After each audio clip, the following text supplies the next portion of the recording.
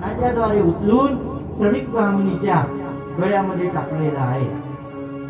गळ्यामध्ये साप टाकत असताना म्हणतात की शृंगी महामुनीने त्या ठिकाणी पाहिलं आणि पाहिल्याच्या नंतर म्हणतात शृंगी महामुनी रडायला लागले। माझ्या वडिलांची अशी अवस्था केली, मी जर तालुकी अवस्थेत असतो ना असं होऊ दिलं नसतं। माझी बाल्य अवस्था आहे, पण माझ्या वडिलांची अवस्था केली।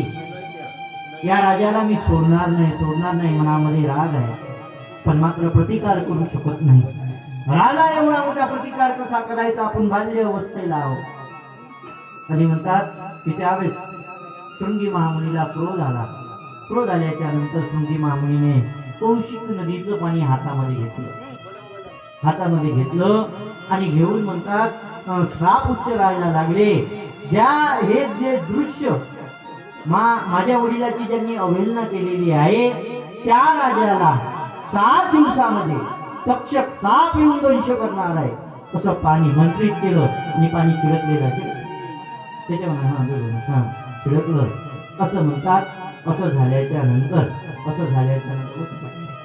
चेअर देऊन द्या ना त्यांना राजे साहेबांना चेअर देऊन तिकडे थोडंसं बरोबर। असं झाल्याच्या नंतर म्हणतात श्राप दिलेला आहे शृंगी महामुनीने 7 दिवसामध्ये तक्षक दंश करणार आहे।